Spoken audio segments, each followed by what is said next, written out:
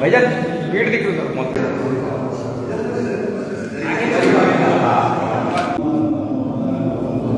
में तासीस foundation day 677वां foundation day आज यहाँ पर मनाया गया। बहमनी सल्तनत के बानी अलाउद्दीन हसन बहमन शाह के गुंबद पर चादर चढ़ाई गई और फिर गुल चढ़ाए गए और फिर फातिहा खानी हुई और तमाम अहबाब इसमें शरीक हुए। ये तकरीब हर साल मुनक़्क़िद की जाती है, जिसके लिए मैं मोहम्मद अयाज़ुद्दीन पटेल और रहमान पटेल और इस्माइल कोइन कलेक्टर और सबसे अहम शख्सियत जो है वो जनाब काजी रिजवानुर्रहमान सिद्दीकी मशहूद की है। इन लोगों की दिलचस्पी से हर साल ये यौम तासीस के मौके पर यहाँ पर फातिहा खानी का एहतमाम किया जाता है। बहमनी सल्तनत का जो ड्यूरेशन था वो 1347 से 1527 तक यानी 180 साल बहमनी सल्तनत कायम रही और बहुत ही तारीख़ी सल्तनत रही। दक्खन की पहली मुस्लिम सल्तनत का इसको एजाज़ हासिल है और इस हुकूमत में बहुत शानदार कारनामे अंजाम दिए गए। रियाया की फलाह और बहबूदी को बहुत ज़्यादा बहमनी सल्तनत में अहमियत दी गई और हिंदू मुस्लिम एकजहती को बहुत ज़्यादा फ़रोग़ दिया गया। मैं अलाउद्दीन हसन बहमन शाह की हुकूमत पर 677वां फाउंडेशन डे के मौके पर गुलबर्गे के सभी दानिश्वरान, हिस्टोरियन और जो आर्कोलॉजी मानूमेंट से मोहब्बत रखने वाले आज सारे लोग आए हुए हैं गुलबर्गे के गुम्बद पे ज़ियारत के लिए। सुबह 9:30 बजे रखा गया था। अल्हम्दुलिल्लाह बहुत अच्छी तरीके से ज़ियारत हो गई। आज यकीन मानेंगे ये जो भी लोग हैं हम बुलाने से नहीं, ये खुद अलाउद्दीन हसन बहमन शाह का इन्विटेशन था हमारे को, उनकी मोहब्बत थी। आज आके हम एवरी ईयर हम यहाँ बहमन शाह के गुम्बद पे आके ज़ियारत करते हैं। यानी तारीख़ भूल नहीं सकते, यकीन नहीं मानेंगे। तारीख़ के अगर पन्ने पढ़ेंगे तो इनका कंट्रीब्यूशन बहुत बड़ा कंट्रीब्यूशन है, बहुत बड़ा कंट्रीब्यूशन है। यकीन नहीं माने आज कितने भी जनरेशन है, आज उनकी तारीख़ मालूम होने के बाद आज जो ये गुलबर्गा देख रहे हैं, खालिद गुलबर्गा, इस गुलबर्गे को गुलबर्गा बनाया ने अलाउद्दीन हसन बहमन शाह। आज जितने भी हम अकीदतमंद लोग हैं, सूफ़ी इकराम के हो, यहाँ पर नियर अबाउट गुलबर्गे में 300 सूफ़ी इकराम है गुलबर्गा डिस्ट्रिक्ट में, और इन सारों को सूफ़ी इकराम लोगों को बुलाने में बहुत बड़ा हाथ अलाउद्दीन हसन बहमन शाह के। जैसे कि दिग्गज सूफ़ी हज़रत शेख सिराजुद्दीन शाह जुनैदी साहब को करची से इनको वो बुलाया गया, इन्विटेशन दिया गया। और फिरोज शाह बहमनी के परेड में हज़रत ख्वाजा बंदा नवाज गैसूरत रहमतुल्लाह अलैह ताला को उनको इन्विटेशन दिया गया, वो आके यहाँ बसे हुए।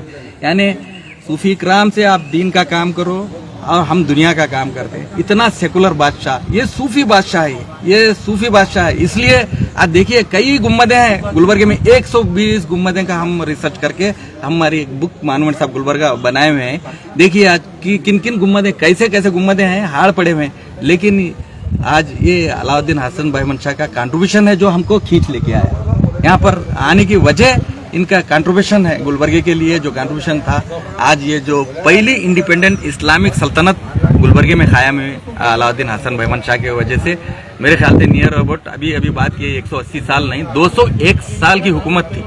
201 साल की हुकूमत थी। इनका डायरेक्ट कनेक्शन सुपर पावर से था। जब उस दौर में 1347 में इनका डायरेक्ट कनेक्शन जो है ना, सुपर पावर ऑटोमन एम्पायर खिलाफत उस्मानिया के साथ इनका कनेक्शन था। खिलजी एक मस्जिद है दौलताबाद में, वहाँ पर शेख सिराजुद्दीन जुनैदी के दस्तारबंदी के मौके पर उन्हीं के हाथ पे अलाउद्दीन बहमन शाह ने बादशाहत यहाँ की कबूल की।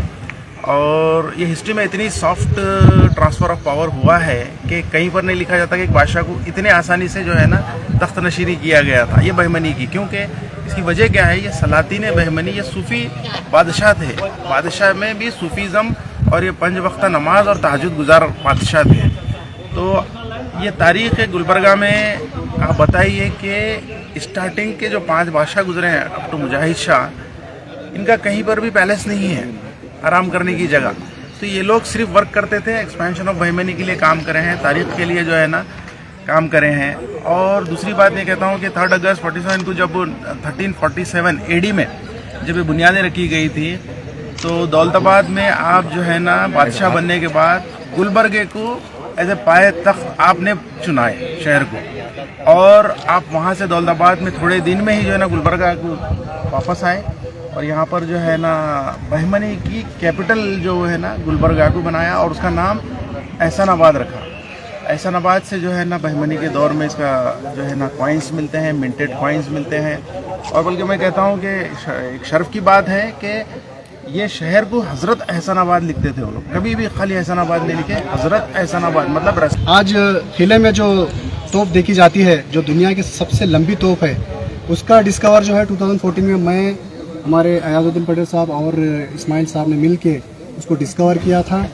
तो आज सारी दुनिया में जब भी अगर आप गूगल में सर्च करेंगे वर्ल्ड्स लॉन्गेस्ट कैनॉन, तो वो हमारे गुलबर्गा का जो बहमनी फोर्ट का जो तोप है वही आपको नज़र आएगा। लेकिन अफसोस की बात यह है कि 10 साल के डिस्कवर होने के बाद भी जो है, जबकि हम आर्कोलॉजिकल सर्वे ऑफ इंडिया हो या फिर डिप्टी कमिश्नर है या फिर इंचार्ज मिनिस्टर है, सबको हमने जो है इसका रिप्रेजेंटेशन दिया था, लेकिन उसके बाद उसका फॉलोअप नहीं हुआ। लेकिन मैं यही कहता हूँ कि मीडिया के थ्रू जो है उस पर थोड़ा सा जोर डालना चाहिए, स्पेशली फोर्ट में जाके उसका स्पेशल कवरेज करिए। लोग वहाँ तक आ रहे हैं देखने के लिए, लॉन्गेस्ट कैनॉन है देखने के लिए, मगर वो उसका दीदार नहीं कर पा रहे क्योंकि उसको लॉक डाला जा रहा है, 24 घंटे वो लॉक है वो। तो उसको खोलना चाहिए, फिर से खोलें और जो है लोगों को देखने का